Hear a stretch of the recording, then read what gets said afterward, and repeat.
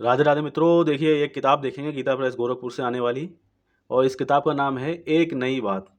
Code संख्या है 1434।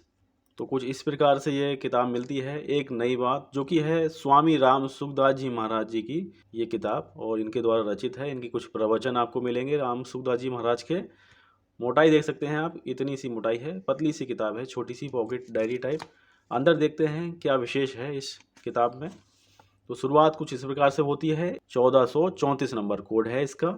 स्वामी राम सुखदास जी महाराज की ये किताब है। तो देखिए ये संवत 2075 का मेरे पास संस्करण है, और संवत 2075 तक कुल मुद्रण 2,05,000 छप चुकी थी प्रतिलिपियाँ इसकी, और 5 रुपये मात्र इसका मूल्य है। वेबसाइटें, ईमेल आईडी, फ़ोन नंबर सब कुछ यहाँ पे दिया गया है। इनका प्रयोग कर सकते हो किताब मंगाने के लिए। विषय सूची यहाँ पे मिलती है, जिसमें कि 4 यहाँ पे अध्याय दिए गए हैं, या आप विषय कह लीजिए या फिर अध्याय कह लीजिए, चैप्टर्स कुछ भी समझ लीजिए, लेकिन 4 यहाँ पे मिलते हैं। टाइटल यहाँ पे है, देखिए एक नई बात, सार बात, भगवत प्रेम का स्वरूप और महत्व, परम पिता से प्रार्थना। यहाँ पे इस प्रकार से जहाँ जहाँ पे जो पेज है वहाँ पे ये बात मिलती है। देखिए पहला देखते हैं, एक नई बात। तो भगवान कन्हैया जी का सबसे पहले चित्र है सुंदर सा। फिर एक देखिए एक नई बात, यहाँ पे ये वाला अध्याय प्रारंभ होगा। तो पहले इसमें कुछ पढ़ लेते हैं, फिर एक आइडिया लग जाएगा कि किस प्रकार से जो है किताब आपको क्या कुछ समझाती है। देखिए, जिससे क्रिया की सिद्धि होती है, जो क्रिया को उत्पन्न करने वाला है, उसको कारक कहते हैं। कारकों में कर्ता मुख्य होता है, क्योंकि सब क्रियाएं कर्ता के ही अधीन होती हैं। अन्य कारक तो क्रिया की सिद्धि में सहायक मात्र होते हैं, पर कर्ता स्वतंत्र होता है। कर्ता में चेतन का आभास होता है, परंतु वास्तव में चेतन कर्ता ही होता है। इसलिए गीता में जहाँ भगवान ने कर्म मात्र की सिद्धि में अधिष्ठान, कर्ता, करण, चेष्टा और दैवीय 5 हेतु बताए हैं, वहाँ शुद्ध आत्मा यानी कि चेतन को कर्ता मानने वाले की निंदा की है। यहाँ पे एक श्लोक दिया गया है। फिर देखिए, ऐसे 5 हेतुओं के होने पर भी जो कर्मों के विषय में केवल शुद्ध आत्मा को कर्ता देखता है, वह दुष्ट बुद्धि वाला ठीक नहीं देखता, क्योंकि उसकी बुद्धि शुद्ध नहीं है, अर्थात उसने विवेक को महत्व नहीं दिया। तो फिर इस प्रकार से जो है यहाँ पे गीता जी के श्लोकों का बीच बीच में वर्णन दिया गया है, उनके माध्यम से समझाया गया है। साथ ही साथ अन्य ग्रंथों से भी यहाँ पे श्लोक लेके यहाँ पे समझाया गया है।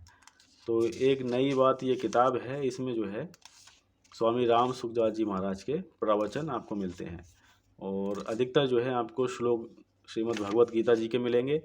इनकी सहायता से श्लोकों की काफ़ी अच्छी तरह से जो है बातें बतलाई गई हैं। तो यहाँ पे आके ये पहला वाला जो है चैप्टर समाप्त हुआ। फिर देखिए सार बात आ रही है यहाँ पे। संसार को सत्ता और महत्ता देकर उसमें अपनापन कर लेने से मनुष्य पराधीन हो जाता है, क्योंकि संसार पर है। पराधीन मनुष्य सदा दुखी रहता है।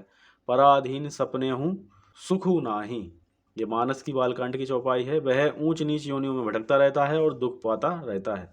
इस दुख से छुटकारा पाने के लिए ये आवश्यक है कि मनुष्य संसार के मालिक परमात्मा की सत्ता और महत्ता स्वीकार करके उसमें अपनापन कर ले, कि केवल वे ही हमारे हैं। परमात्मा की सत्ता को स्वीकार करने के बाद फिर साधक के लिए किसी अन्य की सत्ता को स्वीकार करने की जरूरत नहीं रहती। तो इस प्रकार से जो है ये सार की बात है, लेकिन यहाँ पे जो मैंने पेज पढ़ा ये वास्तव में सार की बात है और काम की बात है।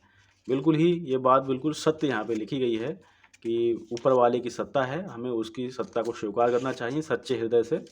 और जो भी हम दिनचर्या अपना करते हैं उनमें अधिक से अधिक प्रयास करें, किसी का दिल ना दुखे और सत्य मार्ग पे ही रहें हम लोग। तो देखिए एक फिर तीसरे अध्याय पे आएंगे, भगवत प्रेम का स्वरूप और महत्व, इसके विषय में है। देखिए पढ़िए, जीव मात्र भगवान का अंश है। गीता में भगवान कहते हैं, ममैव वांशो जीव लोके जीव भूतः सनातना। ये 15वें अध्याय का 7वां श्लोक है। भगवान का अंश होने के कारण जीव में भगवान के प्रति एक स्वतः सिद्ध आकर्षण है। वह आकर्षण भगवान की तरफ होने से प्रेम और नाशवान पदार्थों तथा व्यक्तियों के प्रति होने से राग, जैसे कि काम, आसक्ति और अथवा मोह हो जाता है। राग तो जन्म मरण के चक्कर में पड़े हुए संपूर्ण जीवों में रहता है, और प्रेम केवल भगवान तथा उसके अनन्य भक्तों में ही रहता है। तो इस प्रकार से बहुत ही सुंदर मधुर बातें हैं यहाँ पे। फिर देखिए उपनिषदों से भी यहाँ पे बातें ली गई हैं। यहाँ पे देखिए तैत्तिरीय उपनिषद है, छांदोग्य उपनिषद है, इन उपनिषदों का भी यहाँ पे प्रयोग किया गया है, इनके श्लोक लिए गए हैं। देखिए मुंडकोपनिषद है, श्वेता श्वेतरोपनिषद है, इन सब से जो है श्लोक लिए गए हैं। तो इस प्रकार से ये मात्र 5 रुपये की पुस्तक है। 5 रुपये आप ना देखिए, ज्ञान देखिए, बहुत बढ़िया ज्ञान है इसमें। परम पिता से प्रार्थना, फिर यहाँ पे आके संपन्न होती है। पेज संख्या मैं आपको बता देता हूँ, 64 पृष्ठ इसमें मिलते हैं। यहाँ पे आके पुस्तक संपन्न हो जाती है। तो एक नई बात, स्वामी राम सुखदास जी के प्रवचन हैं इसमें, बहुत ही अच्छी ये पुस्तक लगी मुझे। आप चाहो तो पढ़ सकते हो। तो मित्रों, मिलते हैं और किसी ज्ञानवर्धक वीडियो के साथ में। ख्याल रखिएगा अपना, एक बार प्रेम से बोलेंगे, जय श्री राधे, जय श्री कृष्णा।